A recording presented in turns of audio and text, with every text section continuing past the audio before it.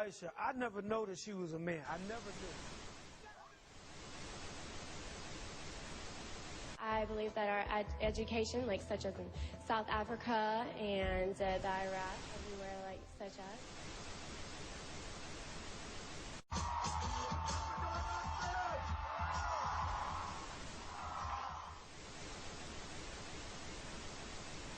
Platform 8 for the 22-28-7 service to Eastbourne via Lewis.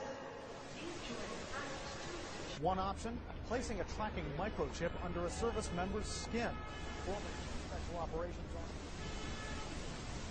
And if you hear the shouting, it's a group of demonstrators that 9/11 was an inside job.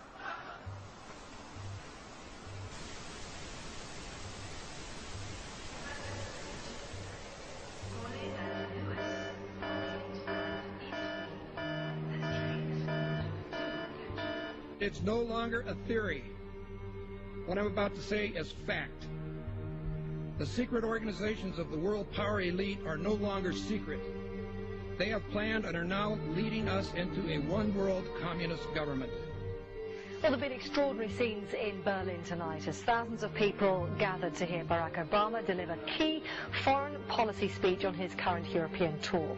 The Democratic presidential hopeful laid out his vision for America's place in a new world order, in a new world order, in a new world order. It's not a new idea. President Bush talked about it back in 1991. It is a big idea, a new world order.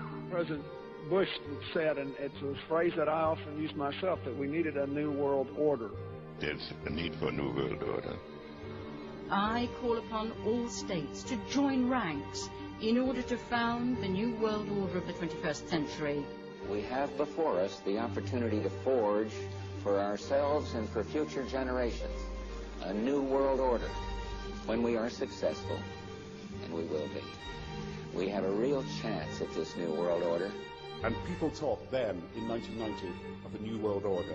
And the question for us is how we meet and master all these challenges to ensure that Britain enhances its competitiveness in the process and realizes what I believe is our destiny of success in this new world order. So, in conclusion, ladies and gentlemen, a new world is emerging. It is a new world order with significantly different and radically new challenges for the future. And people better understand that they mean exactly what they're saying. It's a new world order they're trying to create, and they're trying to do so not only without approval or consent of the government in this country, but despite the popular will. This is a straightforward assault by the elitists in this country. There is a global meltdown coming. It is a global depression, and one world currency and one world financial system is the end game. China said last week they want one global currency. France said yesterday or the day before that they want one world order, a new world order, at the end of this event. Gordon Brown will today call on fellow world leaders to seize the opportunity created by the worldwide economic crisis to create a truly global society. The Prime Minister will use a high-profile speech in the City of London to say that Britain, the US and Europe should join together to create a new, stronger and more just world order. This engineered collapse is there as a massive problem through which you offer the solution, and the solutions are the infrastructure we've been predicting all this time, including the World Central Bank. The goal of this manipulation, and has been for a very long time, is to get the world population to see as a good idea, or the only option in given circumstances that are manipulated into place, the creation of a one-world government, a world central bank which would administer all financial transactions on the planet, a world currency, and a microchipped population linked to a global computer. The wealthy elite who have the money and the power know that if they can create a one world global social system, that they can control the central authority. In other words, world control, world domination, one of the oldest desires in the history of the world. There's a very, very clear-cut and easily identifiable system in place that puts all of these elements from media control to government control to energy control together into one apparatus working together effectively towards its final goal, which is, global control. Because of the compartmentalized pyramids that they've constructed within all these institutions of government and finance and corporations, the vast majority of people who are daily making contributions to push the world in this towards this Orwellian global state have no idea that they're doing that because they don't know how their contributions fit in with everyone else's. Only the few at the top do. Most people don't have a clue that unelected private bankers actually control the governments of the world. There is this like cozy little myth that is perpetuated between politicians and the media. The media report the world as if presidents and prime ministers are the final arbiters and decision makers in the world, which means that the people above the level of presidents and prime ministers that really make the decisions, they're never looked at or exposed by the mainstream media because they're not accepted to exist. The central bankers of the world are working together to create a one-world government. A global police state as sinister as anything George Orwell ever wrote about, where every person on the planet Earth will have an RFID chip implanted. It is the first implantable microchip for humans that has multiple security, financial, and healthcare applications. More than 100 law enforcement officials in Mexico are having microchips implanted in their arms. The chips allow a person to be scanned, sort of like a cereal box at the supermarket.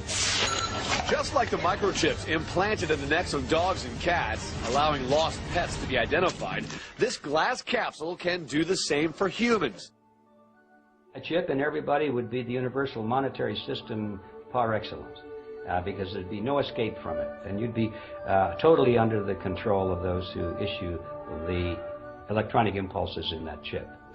The problem throughout human society is that the good men and women do nothing. They don't want power. They don't want control. They want to lead a leisurely life. They want to spend time with their family. They want to lead simple lives. But we are forced throughout society, throughout history, and throughout human time to stand up against bullies. And many times we stand up before it's too late. And we reverse the course of tyranny. And more often than not, we don't stand up in time, and horrible things have to happen first, so decadent societies learn why liberty and freedom is so precious. If you think you don't like the situation now, then think what you're going to face a little way down the road, and more than anything, think of what your children are going to have to face. Because you think we live in a controlled society now, this is nothing compared with what they are going to have to live in.